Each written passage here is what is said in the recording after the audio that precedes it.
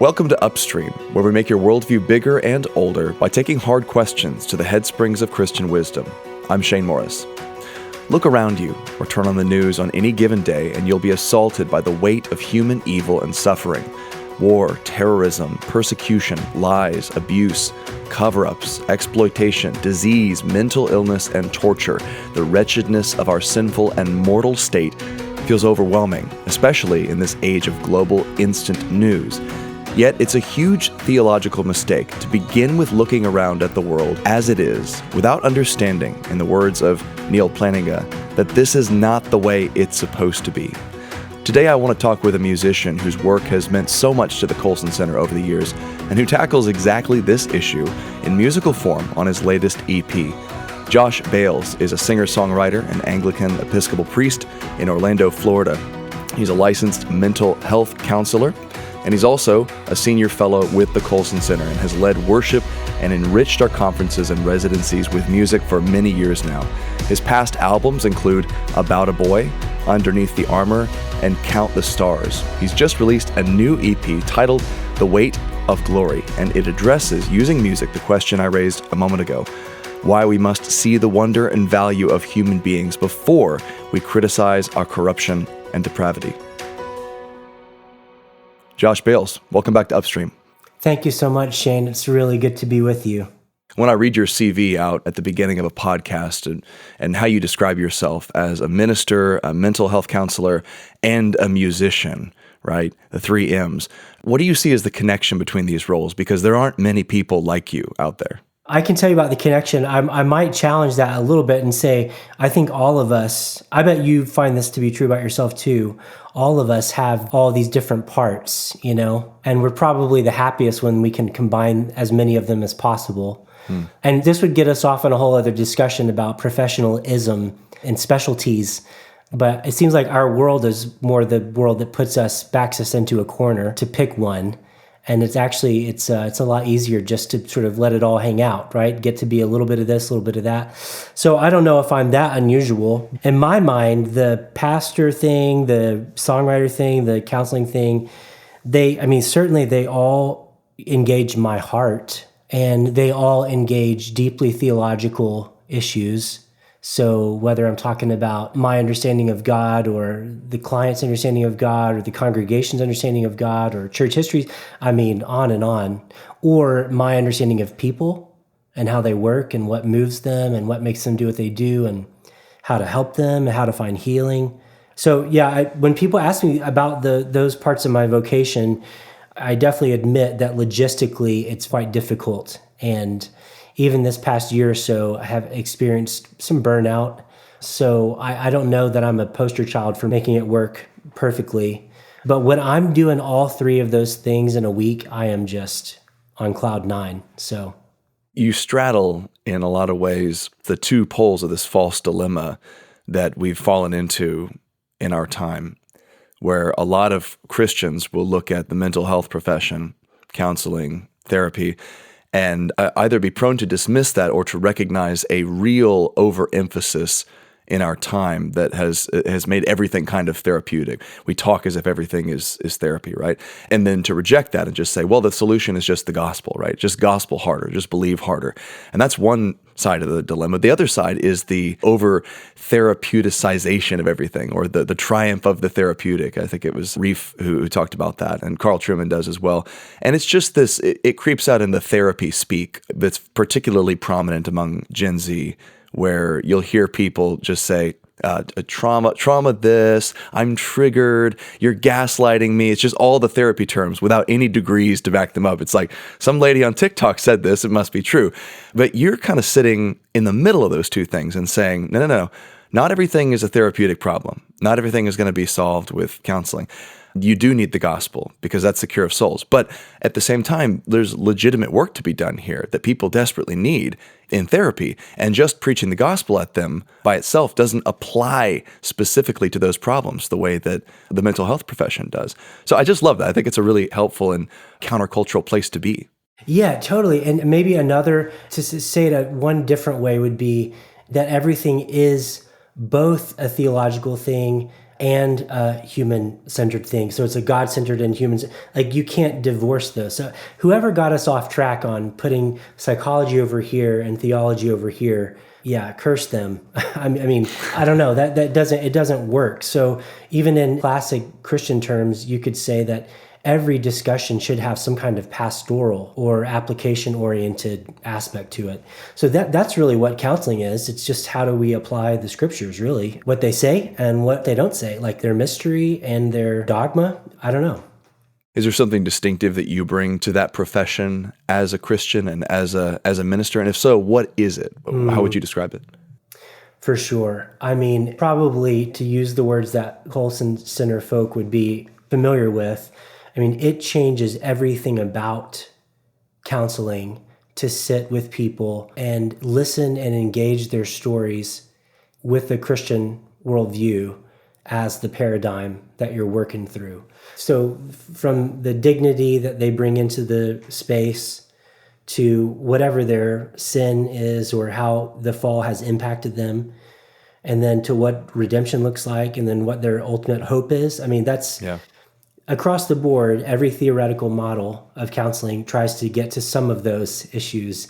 I feel like maybe we're cheating as Christians because we sort of have the full paradigm to work with. It doesn't take away the mystery and the complexity, but it gives me a lot of courage to, hey, there's nothing that can happen in this room today that it's going to surprise God, or in some sense that should surprise me. I might not understand it all, but it shouldn't be a surprise. And the scriptures do offer me a category for it. So I do think I will say one extra thing that I think counseling as a Christian, it brings to bear is it really does highlight whether or not you believe in grace. Because if you really do believe that God accepts you, even as he wants to transform you, then there's not really anything you need to hide. So, and that's such a huge hurdle that for most people, if they can get over hiding, and that's usually counseling session number one, if they can get over hiding and keeping secrets, man, they are on the path to feeling loved and known and seen and to transformation, really. I think I hear the theme of the Weight of Glory EP coming out here in this discussion already, as if by design, that when you look at someone's difficulties, challenges, problems, mental health struggles, as one sub-facet of the fall, right? As a Christian and as a pastor, you can contribute something to that discussion that no strictly secular counselor can do. And that is the realization that this person was made for a thriving and a joy and a wholeness that they are being deprived of by sin, by the fall, by the destruction of human nature through original sin. And that your job is not just to sort of return them to some kind of arbitrary homeostasis or a subjective sense of happiness. It's actually to bring them back toward an objective thriving that human beings were meant for. And that's that chapter one that so many people miss. Right. Creation, dignity, image of God, imago Dei. Yeah. People usually come into the therapy office because they already know they've got chapter 2 down. They've got sin, the fall. They're bringing it with them into the session. They know they're messed up. So it doesn't do any good in my mind to just sort of try to make that okay. Like, oh no, that's actually not sinful. Don't worry about that, because they already know they're messed up. That's why they're in your office, you know? But to say something like, what if like underneath that, there's a thread that you could find in there that would actually show you how empty what you're doing with your glory is, you know? Yeah, that starts a whole different conversation. It's usually a pretty scary one too, but I feel like there's maybe a novel series to be written. You know how G.K. Chesterton did the Father Brown mysteries? It's like a priest who doubles as a detective. You give you the priest that doubles as a counselor, right? And all the shenanigans that go down there. Yeah, that's amazing. If it hasn't been done, it should be done, because that would be great.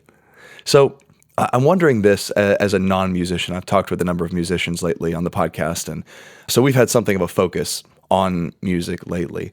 And as you develop the beginnings of an album, I'm wondering, when does it become clear to you, I have a theme here that's emerging that could tie together a number of different songs into one project that will speak to people in a complex and multifaceted way. What does that look like? And then what was the story behind this one?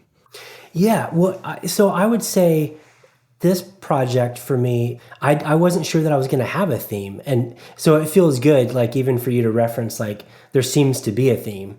I mean, I agree with you at this point, although if a number of months ago you had put these ideas down on paper and said, okay, this is going to be your next project once you write it and once it's done, what do you think? I would have been scared to death because I don't know that I could have found these songs. So I had the Weight of Glory song that I had been working on for a couple years, and that message of our dignity being sometimes more challenging to face than our depravity, especially in a therapeutic sense, that was singing my song. That spoke to me like, I need someone to write a song about this. Okay, so I'm going to do it. And then after that, I think songs came up during the course of this past year that just some that really started to resonate. Like, man, I could see a real fit with this Weight of Glory idea. Like the Eucharist song, remembering Jesus, like the role of corporate worship and reminding us who we are, telling the whole story. Yeah, so, and then having the Saint Dymphna song, which is admittedly probably a stranger song for many of my fellow Protestant friends. You put that together, but I think mental health has obviously become a buzzword. So now when people start talking about their stories of trauma or abuse, it's actually not as, I don't know, it's not as weird as it used to be, even in a group setting. So that song somehow now makes sense. And yeah, I mean, once again, it's just providentially, it all came together. Even the deconstruction song, I was really happy to get to include that idea in a therapeutic-y album, because I think our friends who are deconstructing right now in Christianity, I think they could really benefit from just some people not preaching at them anymore and just kind of listening. I mean, that's my take on it, but and I don't think it solves all the theological issues, but man, I think those two groups are missing each other big time, in my opinion.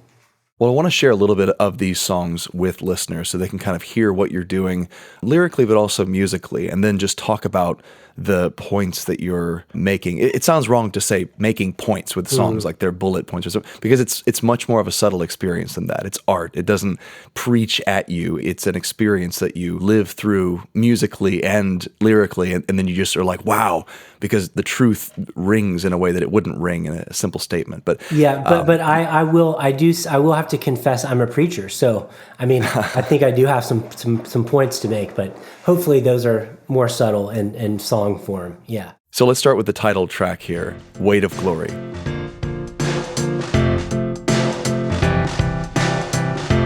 Before the snake was in the garden,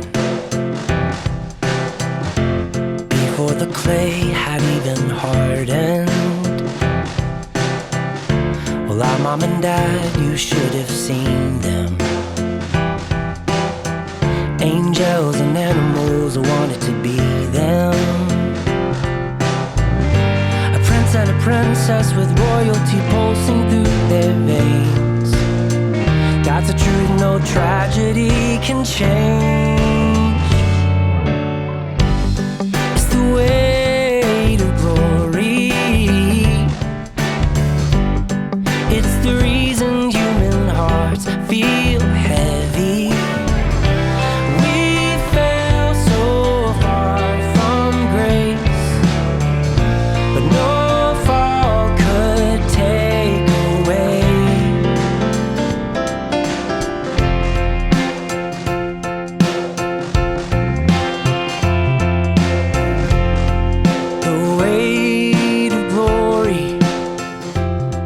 So the weight of glory, this is a freighted scriptural phrase. There's a lot of history and significance to this. Obviously, this is Paul's words from 2 Corinthians. What did you mean when you use the phrase and when you speak of the weight of glory in this album? I feel like it must be a mixture of Lewis and Paul combined, from Lewis's sermon to one of Paul's letters. I love the way that phrase makes me imagine humanity walking the streets carrying this responsibility of how much they've been given That is to say that they would have to carry around with them the image of God and all the implications of that. So how it haunts them, even in the sins they choose or how they choose to show that glory to the world through their jobs or their relationships. But man, it's a burden. But not all burdens are bad, but that's certainly, so this sort of, I love to think about the question of like, well, what am I doing with this backpack of glory that I'm carrying around that's particular to me? Because I really do have a responsibility to do something with it. And have I even faced it? Yeah. Have I faced all the aspects of the particular stamp on the world that God made Josh to place? That's... And I think of the times when the weight of glory now, I'll always think of my supervisor who said in grad school that our clients will squirm more when you confront them with their dignity, the glory of God in them, even than when you confront them with like how they've made a wreck of their lives. And I've felt that, when someone looks me in the eyes and names what I'm gifted at, or I have a tendency to duck or look away or cower in shame, when probably a good amount of my own maybe sin struggles could be rectified in some sense by owning that. Like, yeah, that is who I am. Right. Thank you, Jesus, So I don't know. I wonder what Paul and Lewis would do with these. Like if we had to have a Peter Kreft conversation, the three of us, like what would that sound like? Would they be like, Josh, this is dumb. What are you doing? Or they'd be like, yeah, that's what I meant. That's what I was hoping to say. Or they'd be like, oh, gee, here we go with the therapy again. Yeah, Paul in context seems to be talking about this eschatological glory. So it's the glory of chapter 4, of the restoration, consummation of all things. And then Lewis, in the essay by that title, The Weight of Glory, right, /essay/sermon. We encounter it as an essay, but it was originally a sermon. He's talking about eschatological glory through the lens of human potential, protologically, if I can say it that way. So what human beings actually are. And there's that famous passage where he speaks of how it's a serious, deadly serious thing to live in a society full of possible gods and goddesses. Yeah. That we've never met a mere mortal. That every, civilizations and companies and empires and movements, whatever, those are all mortal. But human beings are immortals. And everything we do to them, whether good or bad, is pushing them toward becoming that immortal splendor or, nightmarish horror that he speaks of. And that's a weighty thing to carry. It's, in many ways, I can see exactly how it's easier to sit there and hear, yes, you are a worm, Shane. You're a worthless little worm. And it's like, okay, I'm a worm. I guess I'll just go have fun doing worm things. But to be told, no, you are a prince. You are one of the children of God. You have been created for great things, to image him, to be like him, to rule this world under him. That's a big responsibility. And that means something kind of terrifying because I know I don't live up to it. But then I know I also have to encounter the person who made me that way and demands that I be that. It's beautiful, but it's fearful at the same time. Yeah, I love you bringing in the context of Paul's phrase, because right there is another connection between sort of my theological world or pastoral world and my world as a therapist, because talking about the weight of glory in a counseling session, it's like it really changes it. What's the word? It transforms it reframes, that would be the correct word. It reframes the person's story to consider eternity, really. Like, hey, you're not living a 30-minute sitcom episode. You're living in this beautiful epic, and you have a lot of responsibility. Like, how's that going for you? What are you doing with that? If I could see you as I will see you one day, and I think this might even be a good way to talk about how counselors see their clients, but if I could see you the way Lewis describes you right now, right, as a God, just with that image in mind, I got to tell you, like, you are leaving so much on the table for your life, in your job, in your marriage, and whatever, in this fight that you have with this addiction or with depression. So yeah, it's like the eternity breaks into the counseling room, and suddenly the here and now takes on a whole new meaning, which, by the way, is a big phrase for counseling people, the here and now. You want it to be all about the present.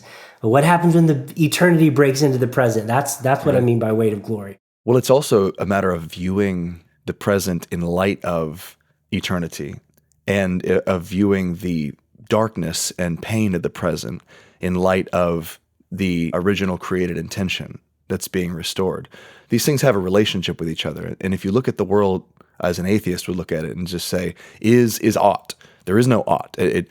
Apart from what is. It's nonsense to even speak that way. If you don't like the way it is, tough, kid. This is just reality, right? And then worms are going to eat you. It's sort of accepting the fall as a given, a non-reformable reality. But when you look at the fall as a violation, and you look at everything that it entails as, as Plantinga says, something that it was not supposed to be, it changes the way you encounter evil. Because right at the get-go, for me, it legitimizes grief. It legitimizes tears. It gives you the space to say, yes, weep over this. It's bad. And this is not how it should be. And God weeps over this as well. You're right to acknowledge that. Whether that's something that was done to you, abuse, whether it's something that's befallen you, a sickness or a disaster, or whether it's something you did and screwed up your own life, you should grieve over those things because is not ought. We view the fall in light of creation and eventual redemption. Yes. Yep. Amen to all of that. Absolutely.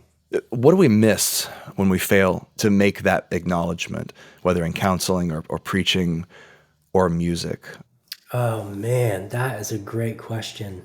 The first thing that comes to mind is the incarnation. We miss the incarnation. I don't know, like we end up only talking about Good Friday and Easter Sunday, right? Instead of... Right. So we miss our bodies. We miss the role of the body and what makes us human. We miss why God decided to take up a human body and then to take that human body in the ascension back up to heaven.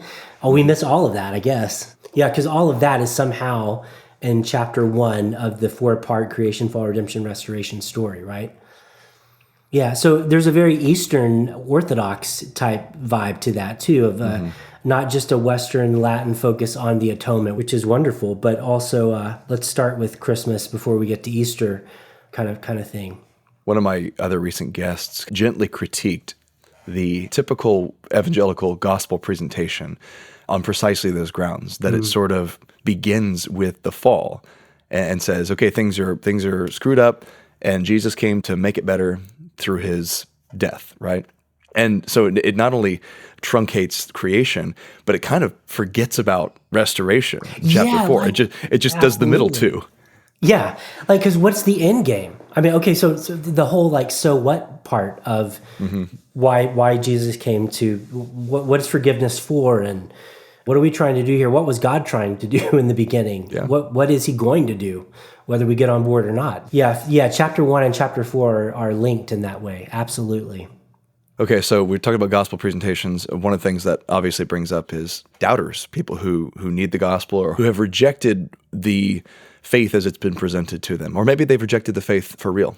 And you've got a song about this. It's called Shadowlands. It's another sort of Lewis word that I guess he derives from Plato, one of his intellectual idols. I want to listen to this, the first verse and the chorus, because you're saying something here that is challenging, and we need to hear that challenge. I wish that I could say what happened here. The day my house came tumbling down,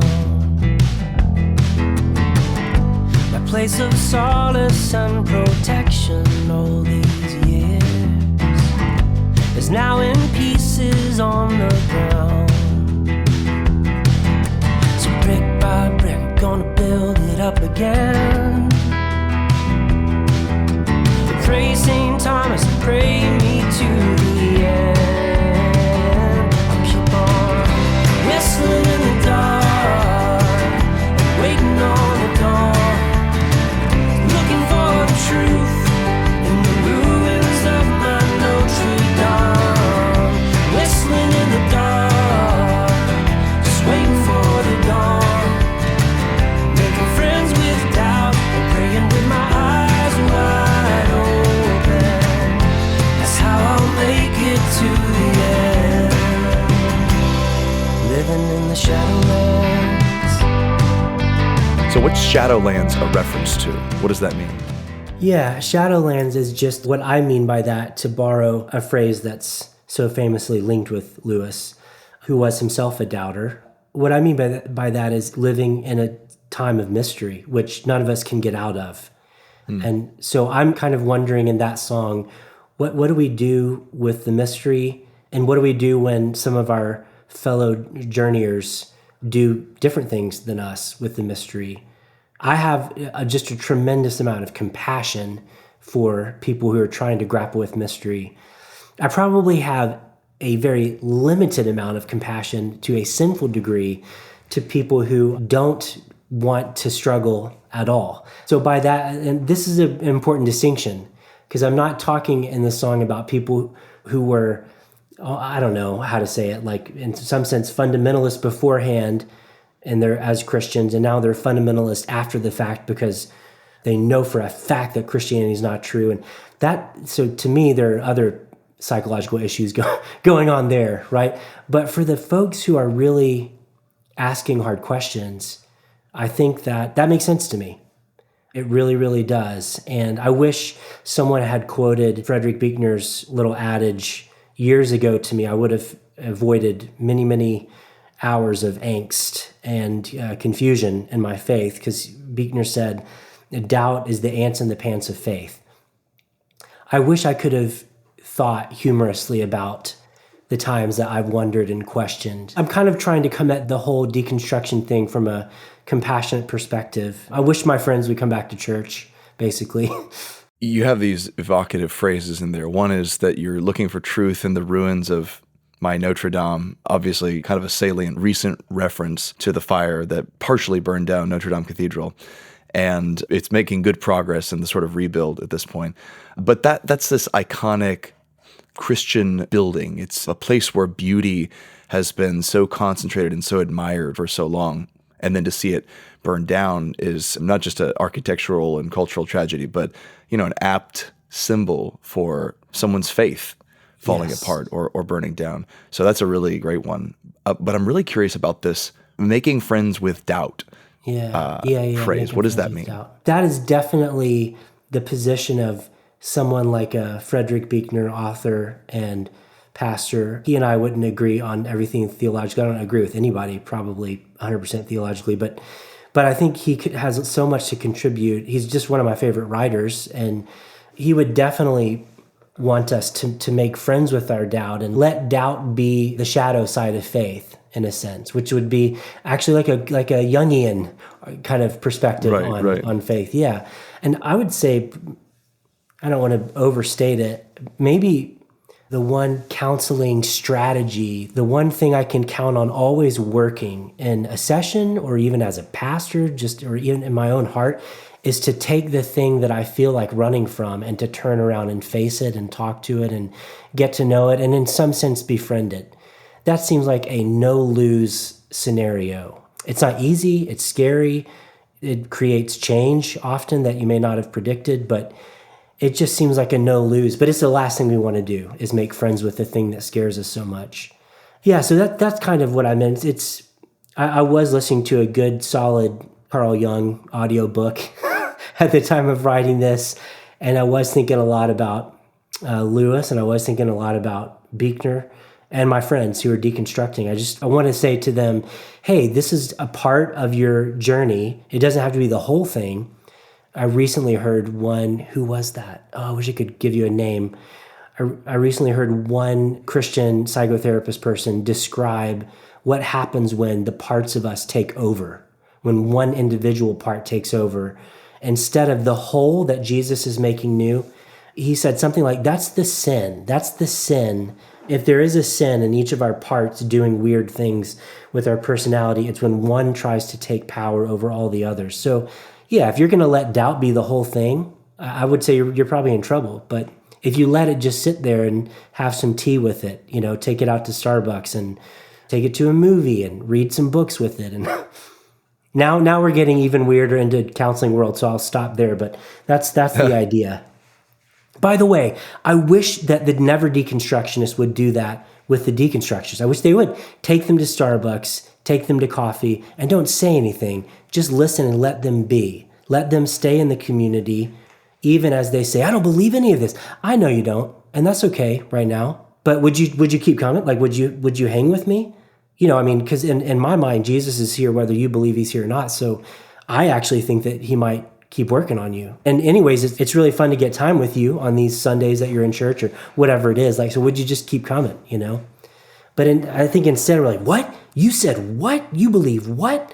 I don't know if I know that's relationally not healthy at all. Right. So That's so tough too, Josh, because I've written before, and we've talked about on Breakpoint before, about what you might call bad faith deconstruction crowd, where it's sort of, you hear the questions that I'm throwing out. It's Hans Feeney's Lutheran satire, Tyler, the ex-evangelical swim instructor, where he's like, I got all these hard questions about the faith and nobody had any answers. And he's just like standing at the shallow end of the pool. He's never bothered to investigate. And the guys down there are like, hey, come on to the deep end, ask some questions and we've got some answers. And he doesn't want to, because his questions are really a facade for not wanting to investigate or really grapple with the truth claims of Christianity. So it's very difficult for me a lot of times to prize apart those kind of disingenuous doubters from the really sincere doubters who actually need to be met with tenderness and understanding and a listening ear, instead of sort of immediate condemnation, like, farewell, you have transgressed the boundaries of the community, we shall now shun you. How do you make that distinction or discern who's who?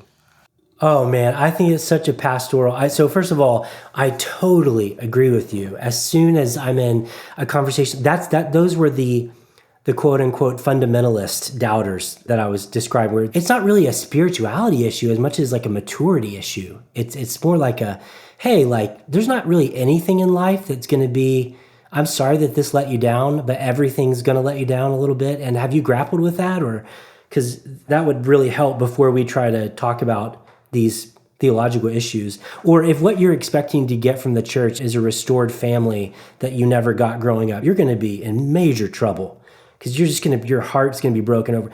So if that's where you're at, it's kind of a no-go, especially if that's where you're at. And let's add to it like a little attitude and a podcast and a YouTube channel and some followers. Now we're just talking like that doesn't, I guess I'm personally not as interested in engaging that, unless they wanted to come secretly to my house and hang out, and we could have like a private conversation and just chill. Like that I'd be down for. But yeah, so I think it's a pastoral thing. It's like Eugene Peterson reportedly said that he never engages questions just on a theoretical basis, but because theology is about, it's about people. It's about individuals. So unless there's a person that he has in mind, he tries not to answer the questions theoretically. It's all pastoral, So my answer is it comes down to whoever you're talking about. I will say a lot of people, I think the people that the Lord has brought across my path, they have not been vehement. They've been really burned and hurt, but they're not like out to make a takedown podcast of Christianity. But they are making your fun. deconstruction starter kit for your own personal deconstruction for the low price of $19.99. Yeah.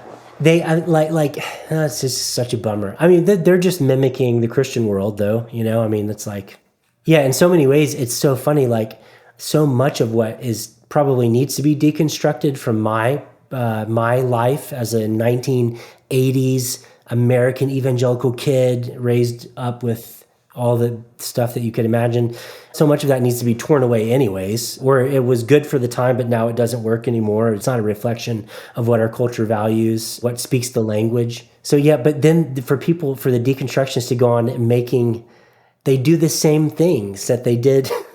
They use all the skills and all the tools that they're sort of making fun of to promote their deconstruction brand or whatever. That's just such a bummer, I don't know. It just makes you wonder, like, that's not why I'm in this Christianity thing. I don't know about anybody else, but that's a different conversation in my mind. Right. So for those people, I don't know. I could tell you to chat with them more, but I think there are a lot of folks waiting for a Christian who would actually be willing to not just label them deconstructionists and then move on. I mean, we just lost someone who has built a reputation over decades as a man willing to reach out to the doubters and to persuade them to doubt their doubts. And Tim Keller did just so much on that front to elevate the posture of sincerity, genuine interest in people's stories, willingness to take them seriously, and then the unwillingness to just dismiss people. And I will add, dismiss cities and whole communities, which is, I think, a dark impulse that, as understandable as it is, given the resistance culturally in places like New York City to Christian claims, we're not at liberty to make. Jesus never gave us exception clauses on the Great Commission, certainly not for the cultural and political centers of our country. So I just think of, Tim Keller's whole attitude on that. But I also remember one story in particular where he said that oftentimes when a college student comes back from their freshman year and says, hey, I was raised Christian, but I think I'm kind of starting to doubt the whole thing now, and I learned some stuff about evolution and the way the Bible was put together, and I'm not sure about it anymore. And he said a lot of times his response to them is immediately, okay, so who are you sleeping with?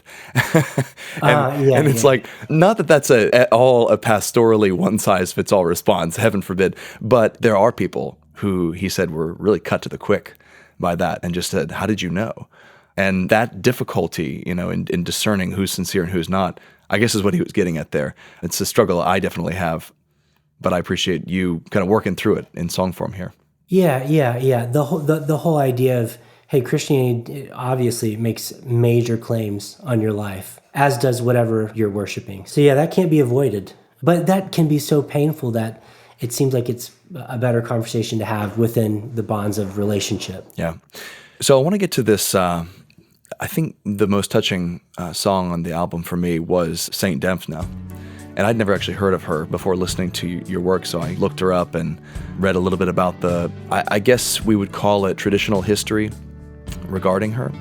So your song is called Saint Dymphna, Pray For Us, and I just want to give our listeners a little sample of this. For crippling sorrow, heavy grief, a soul lamenting without relief, to feel these feelings and not give up. Saint Dymphna, pray for us. For haunting memories of past abuse, harmed by those we thought we knew, to trust once more a human's touch. Saint Dymphna, pray for us. Pray to the God who can heal the world with wounded hands, that even in our pain we still might love. Saint Dymphna, pray for us. So Josh, tell us who Saint Dymphna is. What's her traditional story? Why did you choose to include her here? Well, I didn't know who Saint Dymphna was until Mindy and I were talking about names for our daughter, born now 7 years ago. And we wanted to choose a name, like everybody does. It connects you with your family. It connects you with, maybe in some sense, some kind of part of your heritage and your culture. And for us, I think even the saints, that was a value we had. I didn't know if we were going to be able to do that. We stumbled on the name Daphne from my dad's side, and we really liked that. Just struck us as a cool name. And I said, well, hey, let's look up where does Daphne come from historically? And right off the bat, we discovered that it was connected to this Dymphna name. And who's Dymphna? And is there a Saint Dymphna? Yes, there is. And my wife, who's also a mental health therapist, the night we discovered together that Saint Dymphna, who is the sort of the forerunner for our daughter Daphne's name, that she is the patron saint for mental illness, it was like that was a done deal right there. It was a providential match made in heaven. So because that's so close to our heart, obviously, in our work, but her particular story from, as it's told, the hagiography, like what church tradition says about her is that she just faced enormous trial within her own family. It's basically too graphic to even go into detail in most public settings, which, by the way, isn't that the case always? with mental health stuff. It feels so dark and so twisted and like, well, you're not really going to believe this, or you would never, ever, ever, ever associate a Christian struggling in these ways. And yet it's completely true. Like, happens all the time. Every single person that would claim Christ has knowledge in their own life or in the lives around them of something that just seems so not of Christ. So I think it's interesting that Dimphna's story is as brutal as it is. But yeah, just what a powerful legacy to hope that my daughter lives into as someone who fights the evil of mental illness in the name of Christ, you know.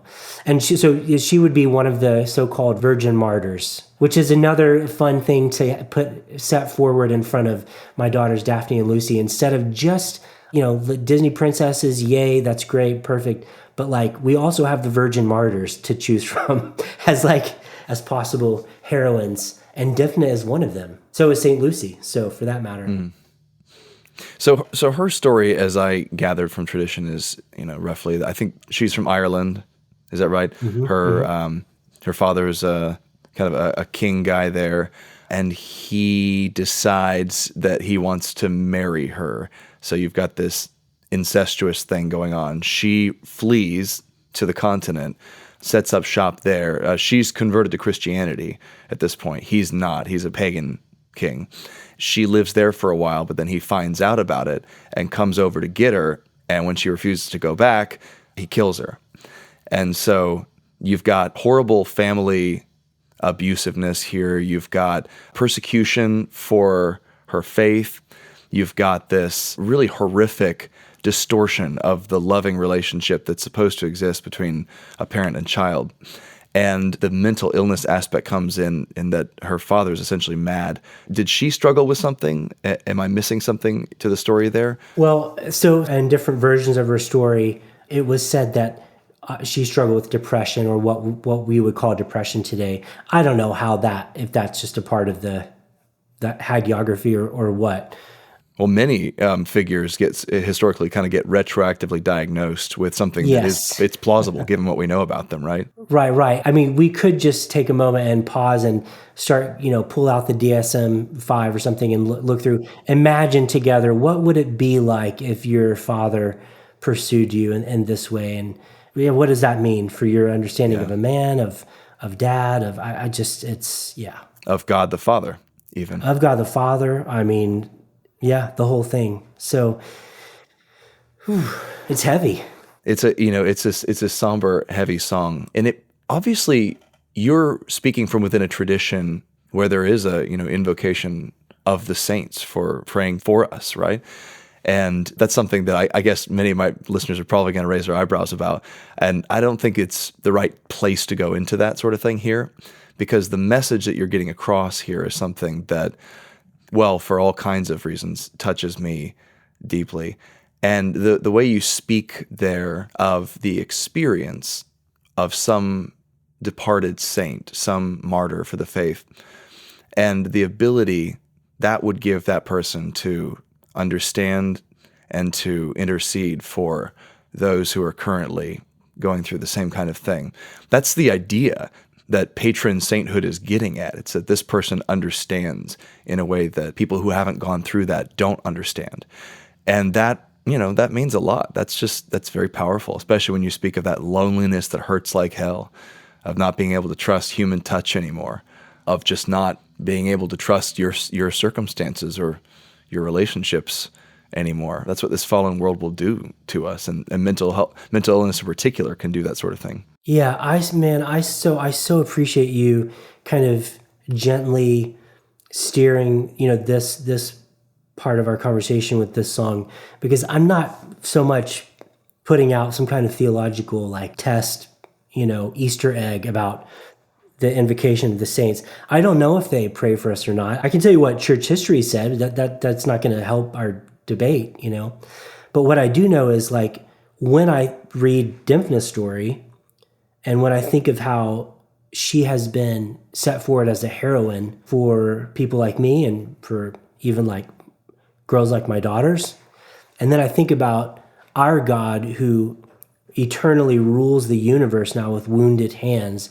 You put that together, and I'm like, I'm all in. Let's not debate anything. Can we just sit with that reality? Like, this is our heroine, one of our heroines, one of many.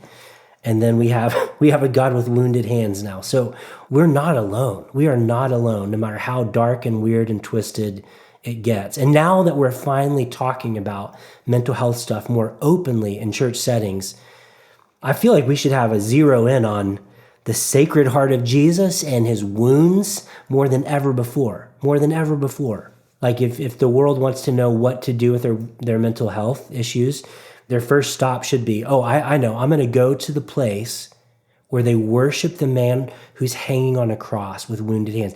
And remember that statue of that girl who's holding the demon on a leash named Dymphna?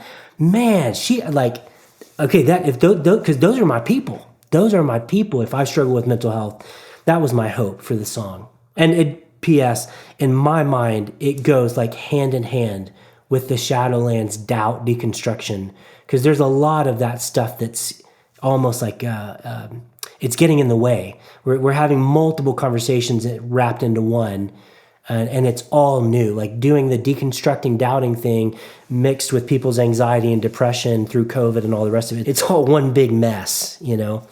But I'm glad those songs are sitting side by side together. I feel like the stories of Christians in the past who have endured with holiness and faith, unimaginable circumstances, it really helps me solve the mystery of Paul's words when he speaks of the suffering of the apostles and the church filling up what is lacking in Christ's sacrifice. Like, what does that mean? Because to evangelical ears, it's just like, what are you saying, Paul? There's nothing lacking. It's a sufficient sacrifice. But I think the consensus there and everything I've read is always that's not a statement about atonement. It's a statement about the effect, the outworking of that sacrifice, and that there are things that need to be done still by virtue of that sacrifice. And what we do by filling it up is fulfilling the sacrifice. And that's exactly why the suffering of the saints becomes redemptive in the same exact sense that the suffering of Jesus is redemptive in a way, because we become members of his body, and we become pierced as his body was. And so suddenly now you saying that, it makes me think, okay, well, what Shane's saying is that we're all like, we've all signed up knowingly to suffer, to like as a part of our vocation now. And so we should all not be surprised. I'm like, oh man, that's hard. Well, fair enough. It was advertised up front. I mean, it was a take up your cross and follow me. Fair enough. Thing. Yes. Uh-huh. So Josh, we've had to skip a couple of songs here. It's not because I thought they were less worthy of attention, but because we only have an hour to talk about this stuff, and I wanted to give proper attention to these really powerful and helpful pieces of music. But before we hit the last one that I want to talk about, which is about Jesus himself, the conversations kind of come back to there, I want to ask you about the musical choices you made here. We've been talking a lot about the meaning, the lyrics. Where do you see this as a musician in your, I guess, development of your craft and your expression of what you're doing? And keep in mind that I'm kind of an amateur layman on this, so don't get too deep into musical theory. But Yeah. What were you up to here musically?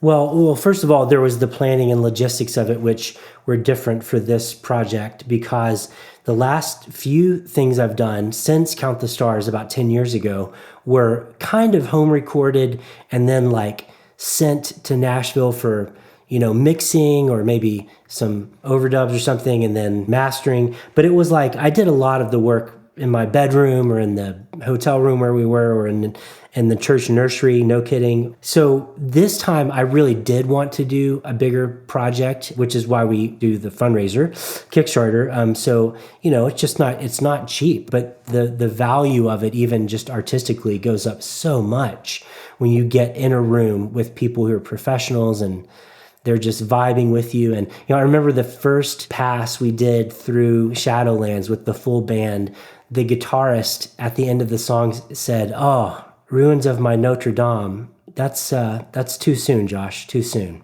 That's what he said. like he was feeling it, that was just so meaningful to me as a songwriter. So anyways, it was with the team at this point, and we did the full treatment. Like we drove up to Nashville, and my wife got to go with me this time instead of just shipping the songs over the internet. We got to drive up there and be in a room with people, do some of this stuff live. We had great session players. Jeremy Casella is a great artist and producer. He worked on the project with me. And he was just so encouraging. Like, Josh, we want to find in these songs what complements your sound. So as you would play this, like for a Colson Center event, when it's just me and my guitar, me and my instrument, can we capture that with some extra instruments around you? So that was our goal. And I'll just say, when I hear Shadowlands, I'm so thrilled because I didn't intend for it to sound like a Jackson Browne ripoff song, but it really is, and I'm thoroughly pleased with that. And then St. Dymphna sounds like a Phil Collins song, which I love. And I don't even know. Weight of Glory is just, who knows what that sounds like. I tell you what, I used to love Phil Collins, but unfortunately, this past month, I had to get a couple of fillings. Oh no! And they put, I mean, they put so much Novocaine in my face. It was like the needles were worse than the fillings. But this dentist put on the Phil Collins Spotify and was just playing that the whole time. So now I have this like negative association with Phil Collins. That is hysterical. That'll do it. That'll do it. Yeah, I feel. Yeah, when I listen to Phil, it's the opposite of dental work. But but I hope no one ruins it for me that way. All right. So the last song I want to get to is "We Remember You." In the wonder of creation, we remember you. In our failure and temptation, we remember you. In our stories of redemption, how you're making all things new. As we pray for restoration, we remember.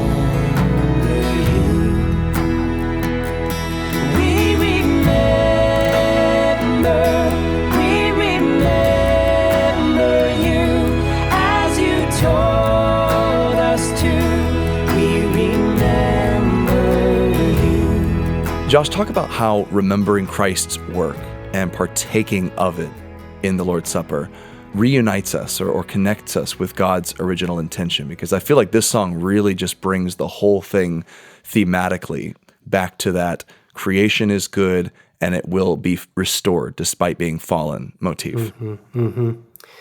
Partly, I want to answer, like my knee-jerk response is, well, if I could answer your question, we would solve the denominational disputes, because it does seem to me like at least one reading of church history would be that we start to split around this idea of what does it mean when Christ says, do this in remembrance of me?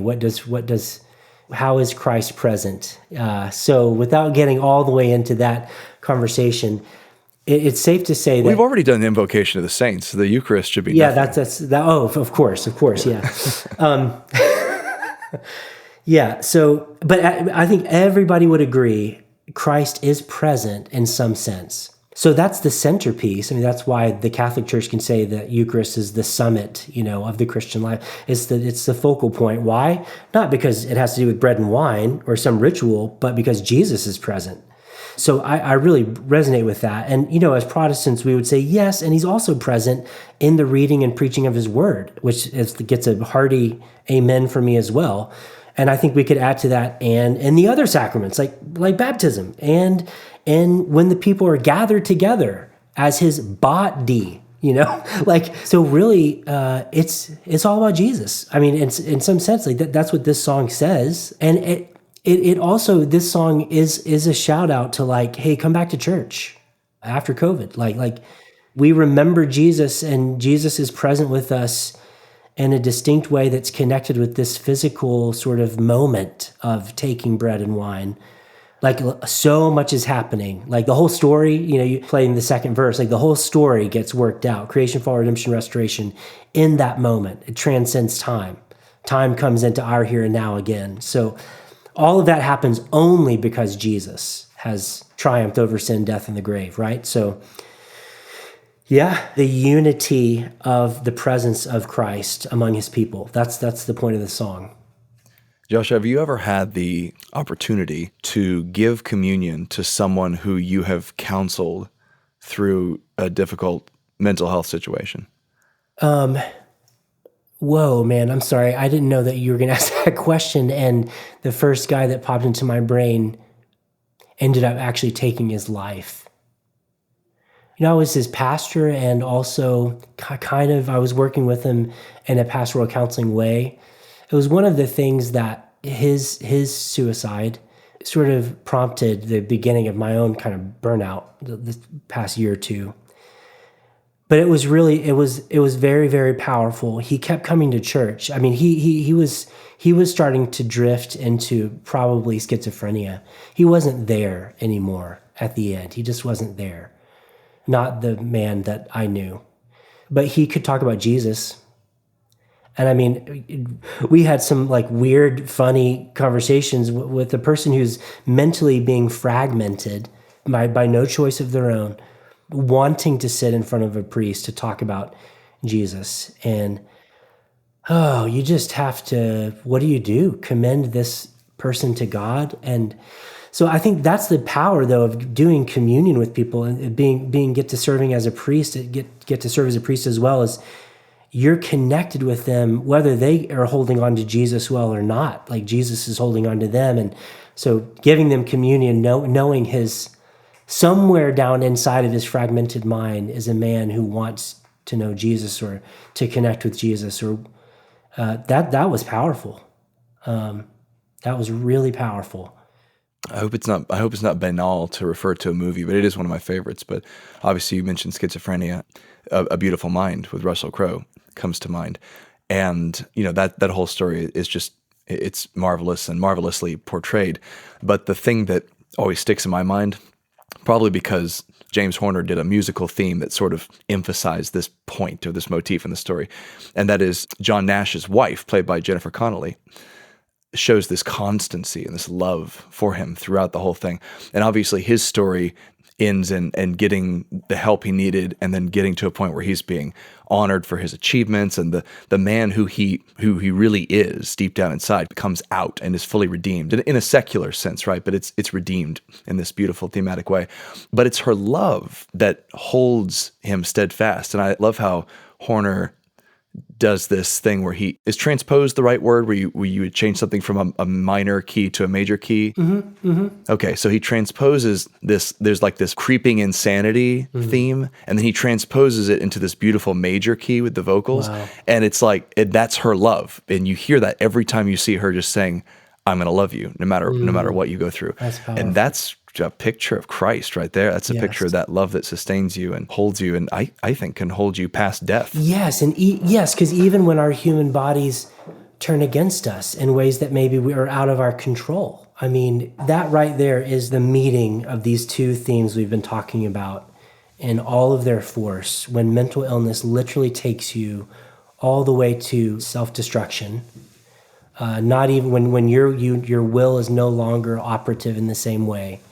And yet we would say as Christians, Jesus has got you, you know? Yeah, it's, wow, it's heavy, it's mysterious, doesn't make for a good hit radio song, but it certainly is real life. Yeah. Well, I mean, my favorite Christian musician of all time is still Rich Mullins, and he had so many songs that were just like pathetically non-radio friendly, right? Precisely because he's being so real and, as he put it, morose. But that's not to say there isn't something on this project that is, you know, upbeat and peppy. The Weight of Glory song itself feels like, I told Gabby, this feels like the training montage scene in a movie where somebody has decided they're going to turn things around, and they're like, something about it musically just reminded me of that in a good way. I really liked it. Uh-huh. It's like he's getting ready for the big match kind of thing. Uh-huh. But I just love the way you tell this.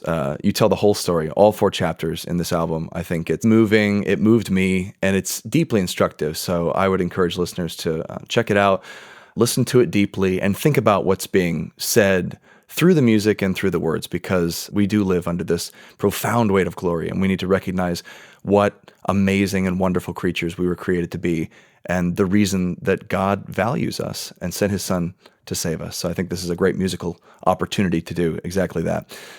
My guest today has been Josh Bales, singer, songwriter, Anglican priest, and a licensed mental health counselor, and Colson Center senior fellow. Josh, thanks so much for joining me today, and thank you for blessing the church with your music. Oh, thank you so much for having me, Shane. It's been a blast.